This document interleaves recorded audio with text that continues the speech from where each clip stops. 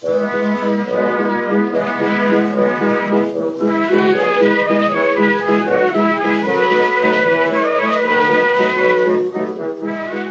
to Loremen, a podcast about local legends and obscure curiosities from days of yore. I'm James Shakeshaft, and then you say, and I'm Alasdair Beckett-King. Yes! I'm back, baby. He's back, baby. I'm back and I'm a baby. How's it going? It's going fine. Yeah, the run has sold out, James. The run is completely sold out. Put on a few extra shows. They haven't sold out yet. Come on, people. Buy tickets. What's the story, James?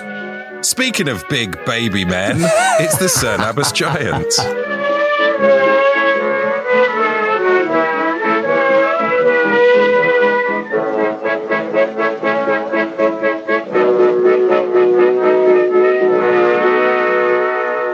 Okay then, Alasdair. Brace yourself. That is very braced. Yep, I'm braced. That is tensed. Yeah. Brace yourself slightly less. Unbrace. Okay. Unbrace. Sorry. That was actually quite good for my core. Funny you should mention something that's got ripped abs, but my core, is that the reference? Yeah. Okay. I want to talk to you about a big lad that's a friend of mine. Have you heard hold on. of? Chris Cantrell was on the show a couple of weeks ago now. Is that who you're talking about? No, a different giant. A different big lad. A different big guy. Have you heard of the Cerne Abbas Giant? I have heard of the Cerne Abbas Giant. He's almost as well known as Chris Cantrell down our way. Yes.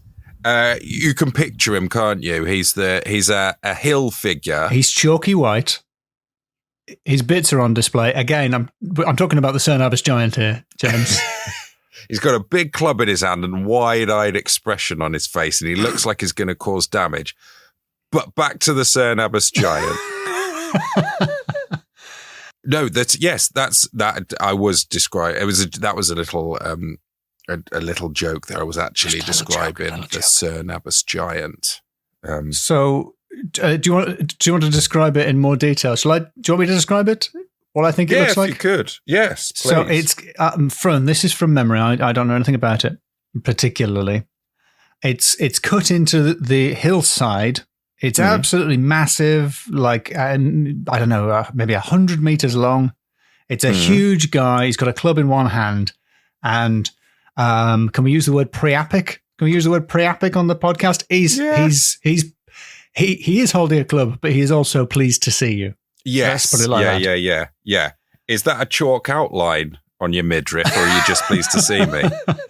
I thought it was done in like the Victorian times as a rude joke. Is that not true? The earliest records of the Cerne Abbas Giant in Dorset. Goes well, I bloody love the place. I did. Sorry, I was swallowing some water. A glass of water. I was drinking. I'd come out of the water.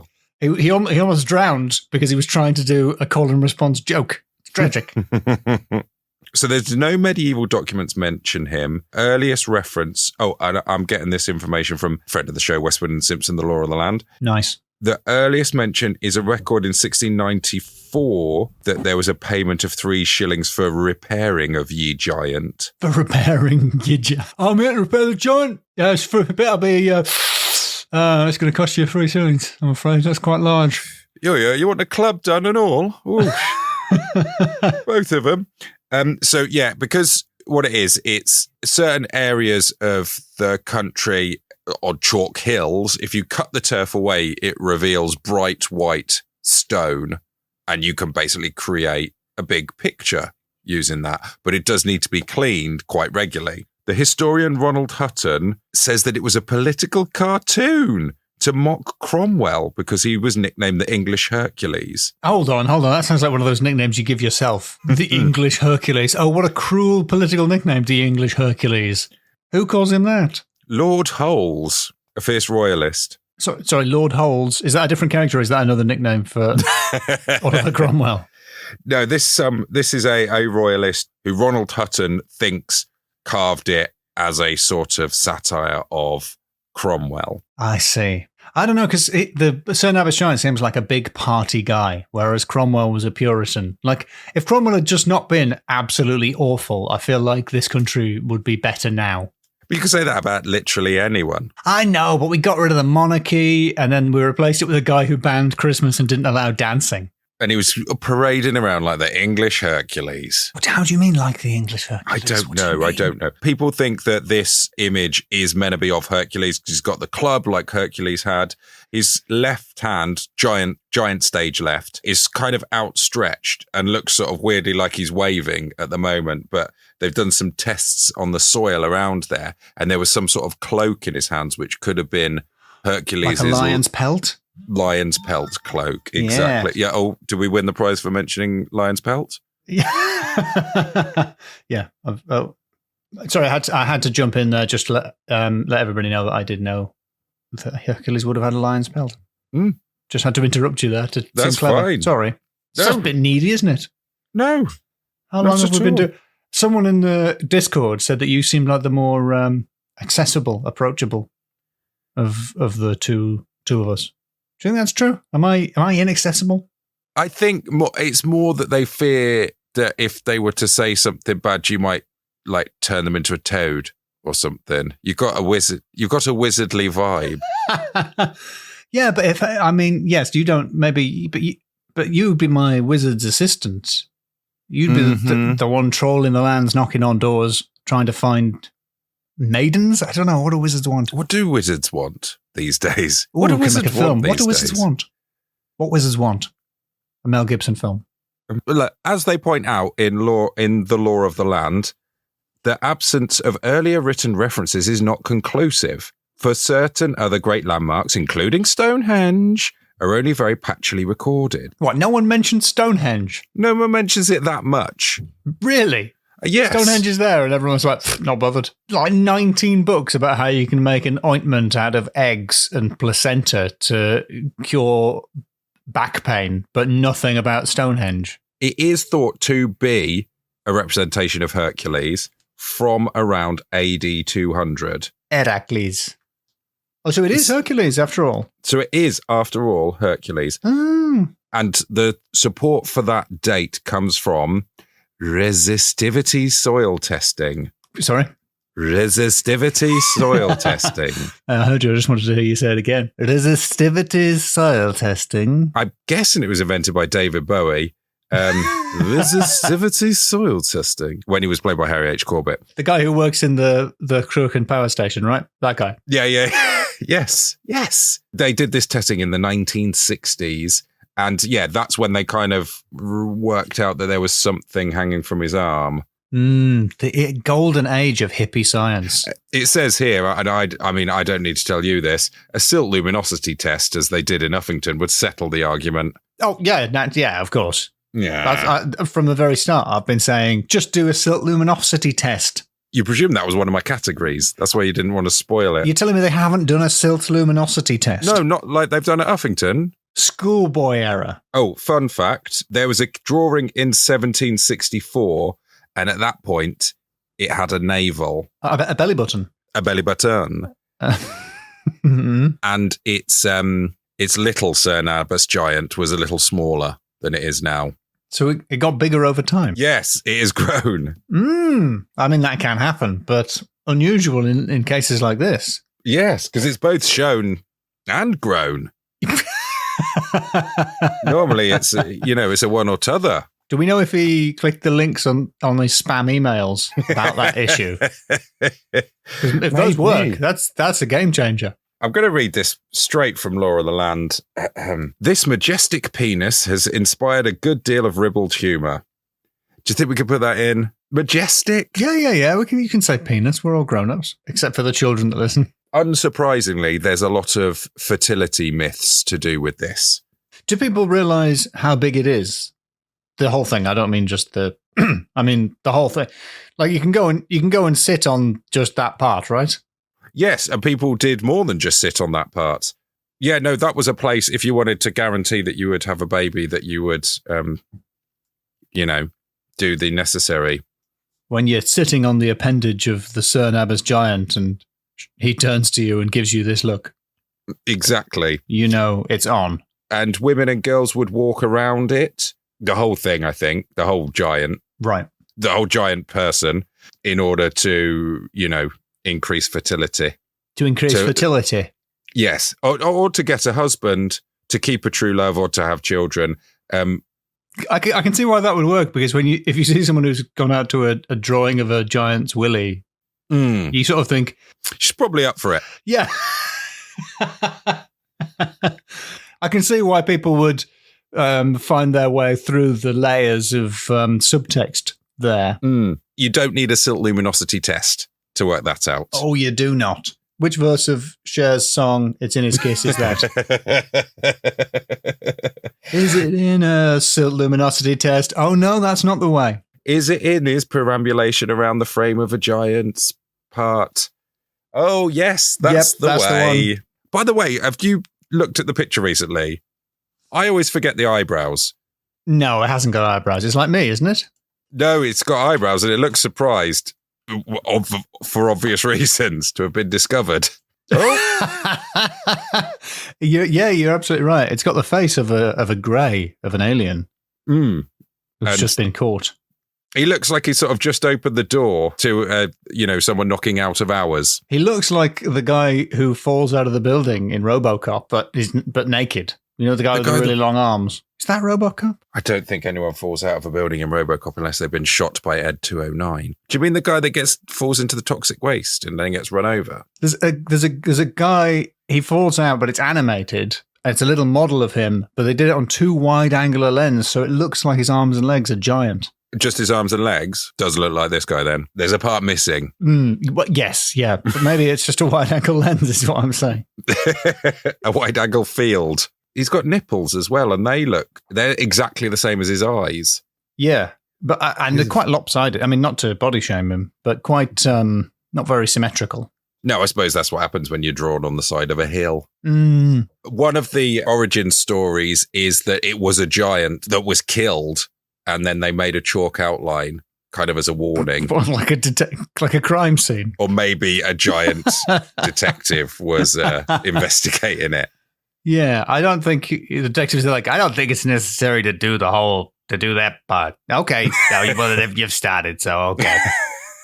Don't worry about the navel. So when you say it used to have a navel, do you think the lower element has been extended to reach the navel and they used to be separate? Is that what it is? Yes, I believe so. So the very top of the hoo-ha is really the navel, the belly button. Yeah. I see. That's an embarrassing mistake to have made. When they were cleaning it one year, they've just gone, whoops. Okay, well, we're sticking with it then. I think this very similar thing happened when they were drawing the white lines onto the pitch in my school when they were painting those on. You just make a mistake. You're like, okay, that's the shape of the football field now. Oh, right. Okay, not that your football pitch had a large part. We would have loved that. That would have been a hoot. It's surrounded by a pentagon. I didn't know that. I'm looking at the pictures and you can see there's a pentagon around it. In Janet and Colin Board's Mysterious Britain, which is from Janet Board, Colin Board. The copy I have is signed May 1977 by its previous owner. It was originally published in 72. This edition is 77. It has an old picture of the big lad. He has a fence around him. So that pentagon is kind of marked out as a fence. I see. So that's what I'm seeing. The pentagon's just a fence. So that's probably more modern. Is that what you're saying? Maybe like the farmer's like, I want to use as much of this field as possible. Let's fence this guy in. I don't want any other bits growing. Yeah, absolutely. And at the top of the hill, there is evidence of what looks like some sort of like fort or something from the past. But there's loads of these big lads around and about the country. There's a really good one called Gog Magog that's on the ramparts of Wandlebury Camp near Cambridge. Wandlebury Camp? Wandlebury Camp, yes. Gog and Magog are 2 famous folkloric giants, right? Yes, but there may be one giant called Gog Magog. Oh, right. There's Magog, but the site is now overgrown, basically. Ah. This is a picture from the 50s or something. So is Gog Magog like Bond, James Bond? And people thought that there were two guys, Bond and James Bond. You know what? I don't know. The good thing about our podcast is we're not afraid to admit when we don't know something. Yes. I think, which is all the time. Yeah. So there's mentioned, there's the Uffington horse, which, can you picture that one? That looks like a very stylized logo. It looks like what the BT logo became for a bit in the 90s or 2000s. Yes. Some people think it might be a dragon. I want to do some more on this specifically because there's the very interesting Wayland's Smithy down there. Wayland Smithers? Which I think is the inspiration for the name of the Simpsons character. Ah. Because it's definitely older than the Simpsons. The Simpsons is old, sure, but Wayland's Smithy has a few thousand years on it. On the subject of the Simpsons, did they do a giant Homer Simpson holding a donut next to it? What, on Wayland's Smithy? No, next to the Cerne Abbas Giant. Oh, did they? Well, I'm Googling it and there seem to be pictures of a big Homer Simpson that has upset some pagans. Wow, looking at it on this version of the picture as well, it's quite defined. Like it's not just like a little bit of an outline of the chalk and it's basically flat. Like they've really worn a path around the lower part. And it's quite 3D. That he's got a nose. Yeah, apparently in 2007, to promote the Simpsons film, they put Homer Simpson in the field next door. According to The Guardian, pagans have promised to conjure some rain magic to erase a figure of Homer Simpson. Let's see them do that in England. There's a few horses that look like horses that are a bit boring. Near me, there's a couple, actually. There's a cross on a hill near Princess Visva, which I can only say in, again, the style of David Bowie being played by Harry H. Corbett, Princess Visva.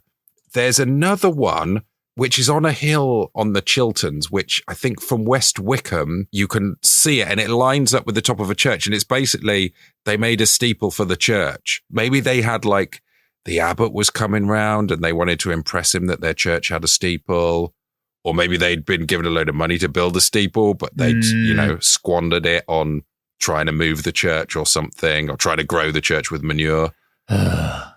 And so they got the abbot to come around, but only look at the church from one angle, where they'd cut out a triangle on the hill so it looked like the church had a steeple. I don't know. That is very impressive. That's quite a David Copperfield move, doing an outdoor magic trick like that. But don't look at it from any other angle, Abbot.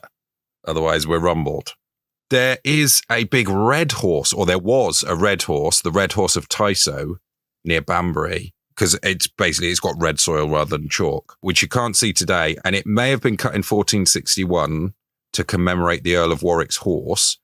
However, they looked into it and they discovered not just a horse, but there was also a human figure with a whip. Oh.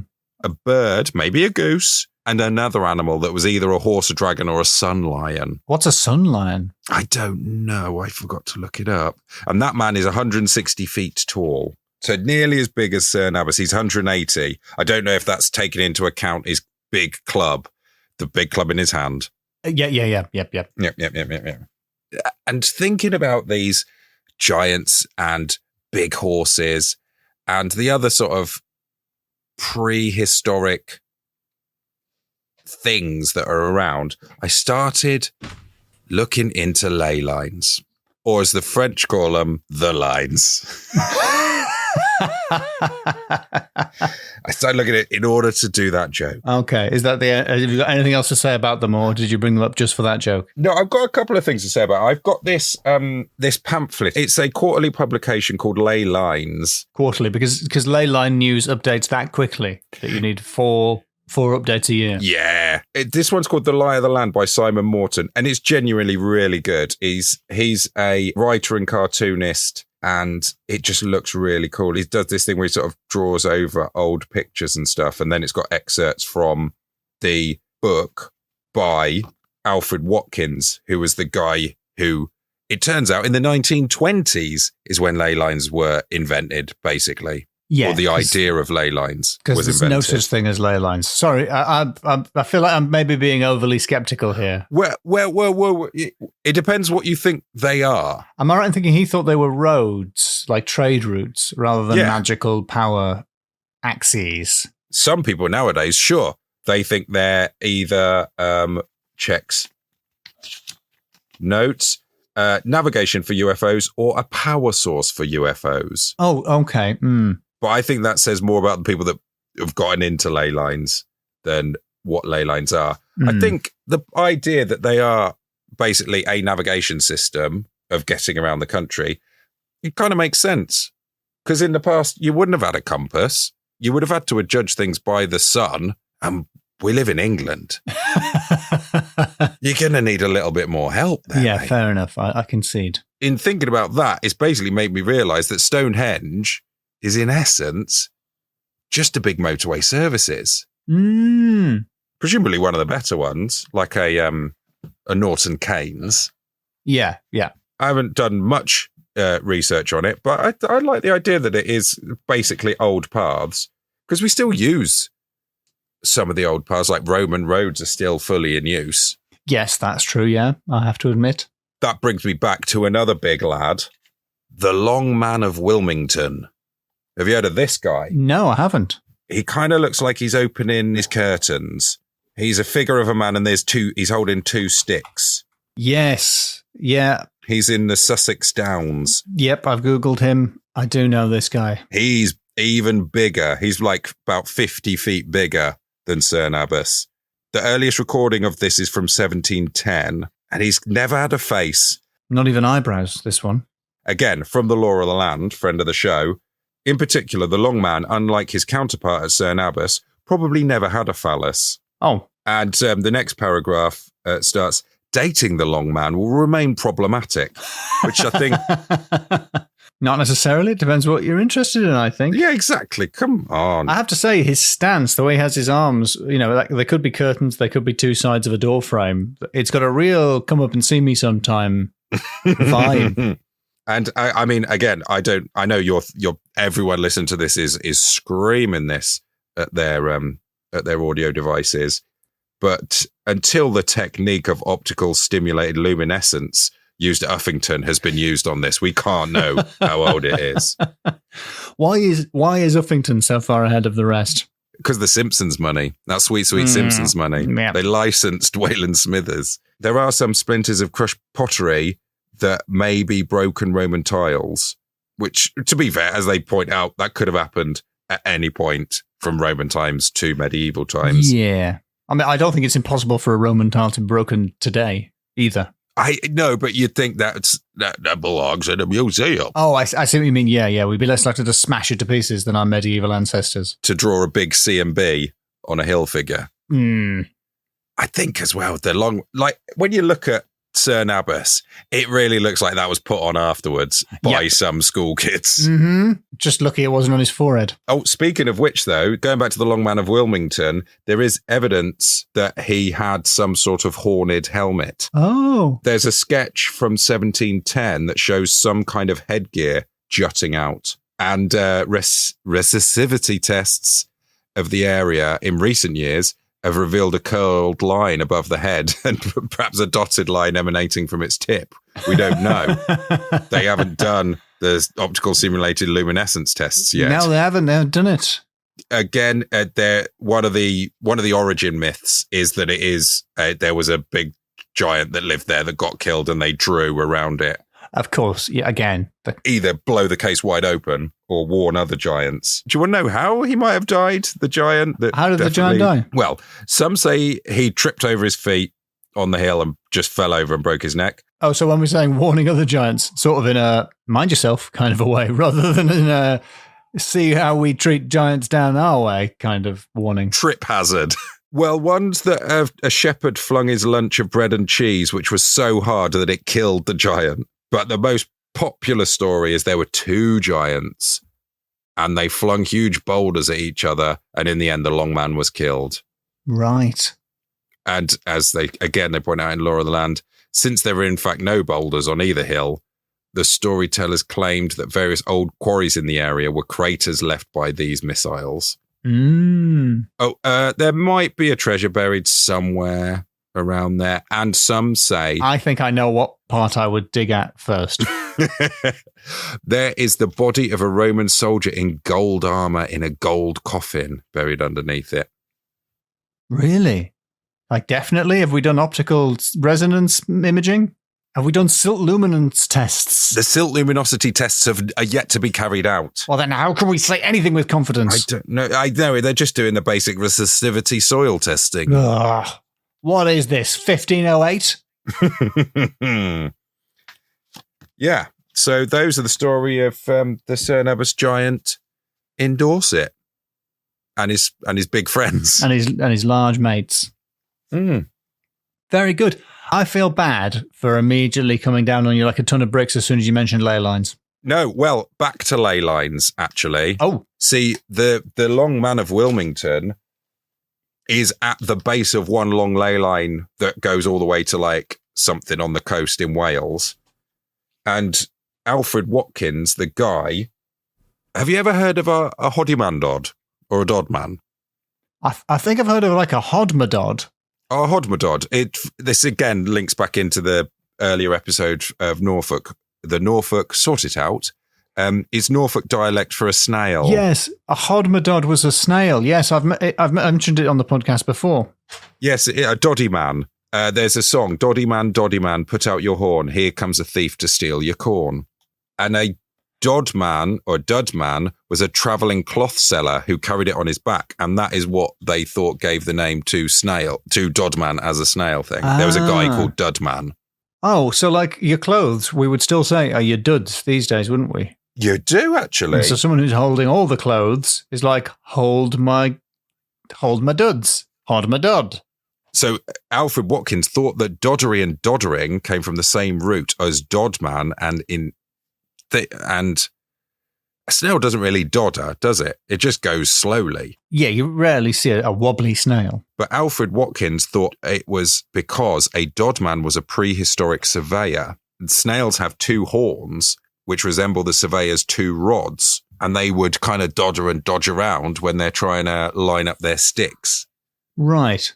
And he thought that the Long Man of Wilmington was a surveyor. Those things he's holding are two sticks. Ah. I mean, that's quite... If he hasn't just made all of that up, that's quite good. Yeah. Well, I mean, he made up ley lines. But he did make it all up. He did make it up, yeah. He made it up. But it's still quite good. Good work. Yeah, not bad. As long as it's not, an aliens thing. They wouldn't need rural England really, really well mapped. So, yeah, those are the stories of the Cerne Abbas Giant and his big old friends. And his big old friend. Yeah, big friend. Very nice. Well done, James. Well done, you. I enjoyed that. So you ready to score? Yeah, I can't believe you'd ask me if I'm ready to score when you haven't even done the silt luminosity assessment. Oh, well, but I'm all over the resistivity soil testing. Resistivity soil testing. Okay, all right. But no, okay. I've not done my silt luminosity tests yet. All right. Well, while we await the results of the silt luminosity test, let's just draw a big chalk outline around that giant we killed and do the scores. First up, names? Cerne Abbas, Wayland Smithers, the Long Man of Wilmington, Hodmadod. A word that I have definitely got points for in the past. So there's no reason you can't do that. Doddy Man. Ken Dodd. Mm-hmm. Or Ken Clothes in modern English. Janet and Colin Board's Mysterious Britain. Something about them. I just get a really good vibe from Janet and Colin Board. Brother and sisters or husband and wife. They've just got an interesting dynamic. I've got the Atlas of Magical Britain by them as well, which is actually a former book from the Durham County Library. Fancy that. And that's a really good book title, the Atlas of Magical Britain. I'm trying to just skim over the introduction to see if it gives an idea of their status.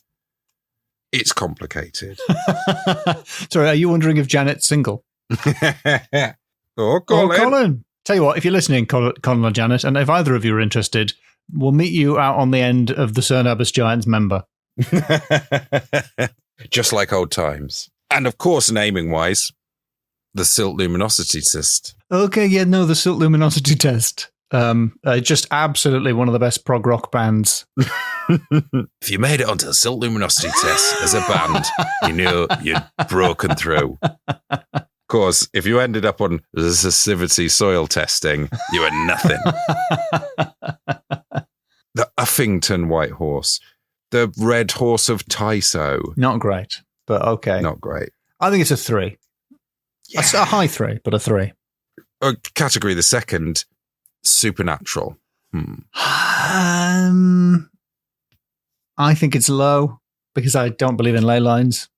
And you don't believe that ley lines are magical. As if that's a different. You don't believe there even is a thing. I don't believe they A, exist, or B, are magical. They don't have folkloric vibes to me. They're too modern. Is it 100 years old? Yeah, what's that? 100 years? Nothing. That is nothing. That's rubbish. As with Stonehenge. Why would you write about a road? Why would that be a thing? It's just a road. It's just there. It's part of the landscape in a way. But fine. That doesn't bode well for me later on. When you try the category mega supernatural. But supernatural giants, right? Okay, yeah, all right, yes. So we've got 2 legends of giants that didn't exist. Oh, and then there's Gog Magog, / Gog and Magog, so potentially 2 there.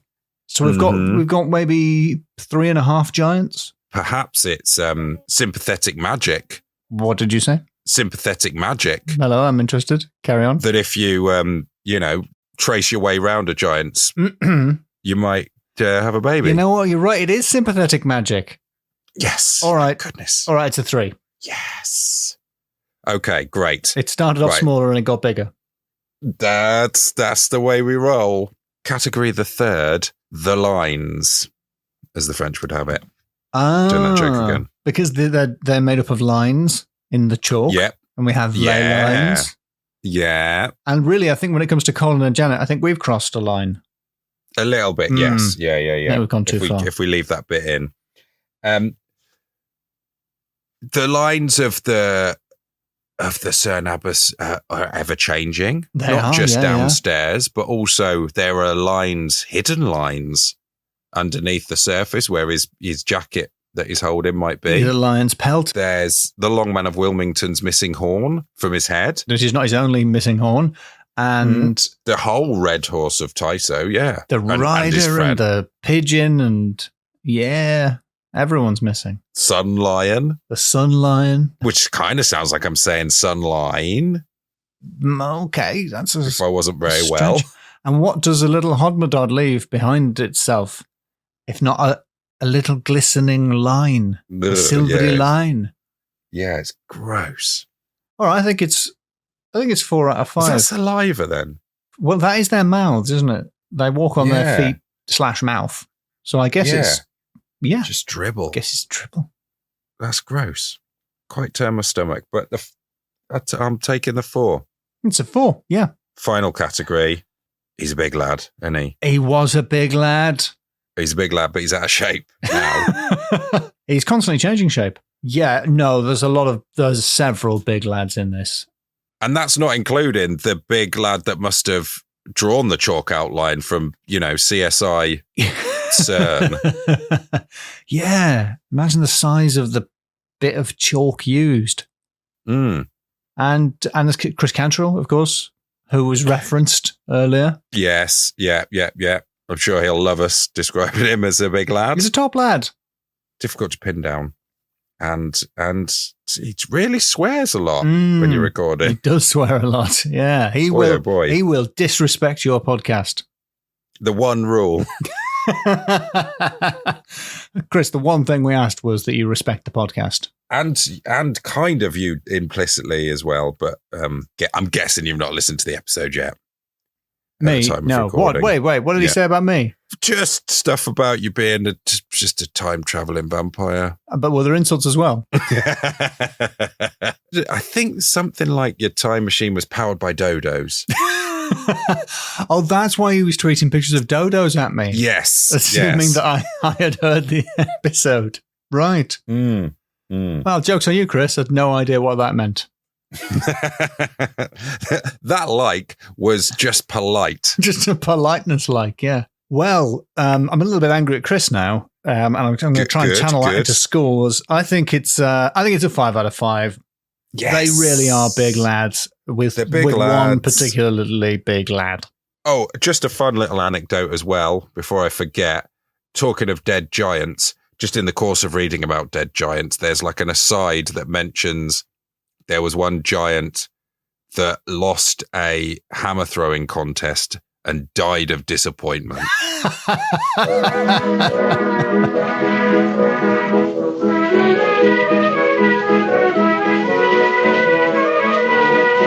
Well, I think we all learned quite a lot there, Alasdair. We recorded this several weeks ago, so I have no recollection of anything that happened. Yeah, and I'm only halfway through the edit, so I haven't worked out what we learned yet. But when you scratch the surface, there's a lot of big, weird things there.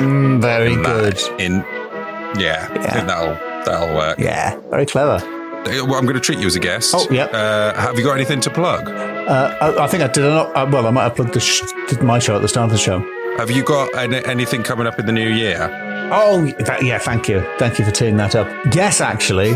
I've got a small tour of the UK in 2023. 2023? Oh, and please listen to my new podcast, Magic Fairies in a Town. I can't remember what it's called. Welcome to Loremen, a podcast about local legends and obscure curiosities from days of Whoa. Welcome to Loremen, a podcast about obscure curiosities. No. Flipping heck, James.